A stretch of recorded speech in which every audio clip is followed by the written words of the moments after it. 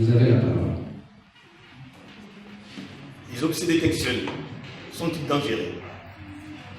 Il fut un temps où pour être entendu, il fallait gravir la colline, brandir un tambour ou citer la radio locale et diffuser son message à 6 h du matin. Aujourd'hui, il suffit d'un téléphone, d'un doigt, d'un soupir, et hop, le monde entier est informé que quelqu'un mange du pain à midi. Et c'est bien là les problèmes. Les obsédés textuels écrivent plus qu'ils ne réfléchissent. Une vraie pandémie numérique. Pas de réseaux TCPC pour les identifier. Ils sont partout. Sur WhatsApp, sur Facebook, même dans les groupes sérieux, on parle des droits.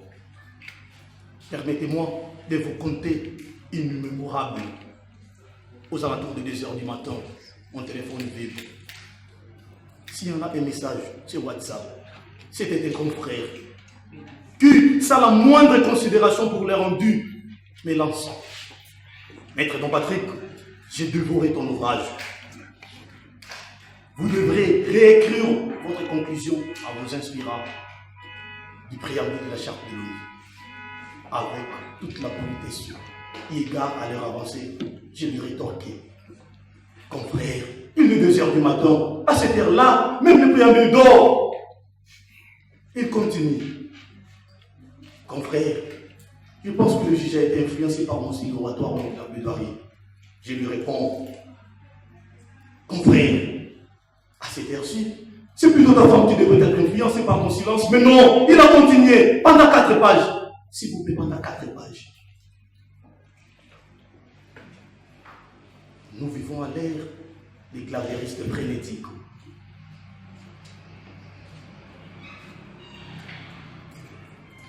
Ceux qui ont transformé chaque conversation en conférence de presse, chaque opinion en communiqué de guerre. Ils textent, retextent, ces textes, ils commandent, recommandent, se recommandent. Ils sont partout. Comme le Wi-Fi, les amoureux fiables et bien plus bruyants. Oui, ces amoureux conclusifs du clavier qui ne peuvent s'empêcher de tout commenter, de tout critiquer par écrit. Regardez autour de vous, madame les bâtonniers, chers membres du jury, honorables confrères. Regardez. Dans les métros, dans les bus, dans les jeeps, dans les dessins, ils sont penchés, courbés, recourbés sur leurs écrans, tels des moines du XXIe siècle, copistes de la Bible, qui au lieu de recopier la Bible, ils copient des blagues, de mauvais goût, des fake news à la vitesse de la lumière. Mais revenons à notre sujet. Sont-ils dangereux? Je vais dire avec cette fois-ci, oui, ils peuvent l'être. D'abord, parce que le critique est une arme. Et quand on utilise sans réfléchir, on tire dans tous les sens. Les obsédés textuels peuvent devenir des propagateurs de fausses informations, un accélère virtuel, un incendiaire moral. Il suffit qu'ils entendent une rumeur ou qu'ils la transforment en communiqué officiel. Un jour, un confrère m'écrit 4 pages pour contester la compétence d'un juge dans les groupes WhatsApp des barreaux. Un autre adresse une lettre ouverte à la cour, sans les déposer au greffe sur Facebook. Mais ce ne sont pas des avocats, ce sont des influenceurs de la procédure. Nous avons prêté serment pour défendre la loi, pas pour l'exposition historique. La justice ne sera pas pour des statistiques, il sera avec rigueur, bref des procédures. Paradoxalement, c'est dans le silence que l'on mesure la vraie maîtrise de la parole. Le calme est profond les proverbes. Et moi j'ai dit, les textes les plus rares sont les souvent les plus puissants. C'est dans le silence que l'on découvre une bonne personne. Nous devons urgemment réécrire notre rapport au texte. C'est dans je cite donne naissance au verbe incontrôlé, l'indignation prémâchée. Les textes, comme sociale. Mais prenons un exemple congolais. Un député local accuse un magistrat sur Facebook de corruption.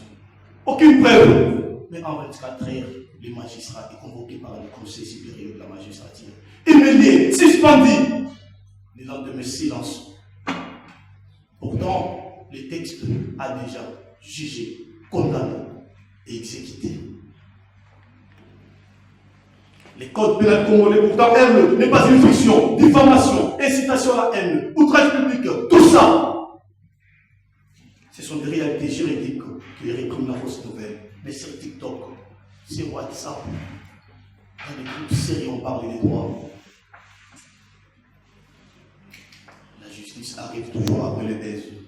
Et dans leur vrai essai d'écrire, ils oublient que les mots ont un poids et qu'ils pèsent parfois lourd au tribunal. Alors, au lieu de juger trop vite, Madame de Batrunier, cher membre du jury, honorable confrère, peut-être que derrière ces 36 messages par jour, il y a au juste un besoin d'attention ou bien un bon forfait data. Et c'est là, nous les avocats, nous avons des rôles clés. Nous devons conseiller, avertir, montrer que l'écriture peut détruire, pas seulement détruire, que l'expression est un droit, mais que le discernement est un devoir, que le silence parfois est une grande éloquence. Alors, à la question, les objets de détection sont-ils dangereux? Je réponds oui. Je réponds oui. S'il confond la liberté d'expression avec une responsabilité numérique, mais je dis aussi non.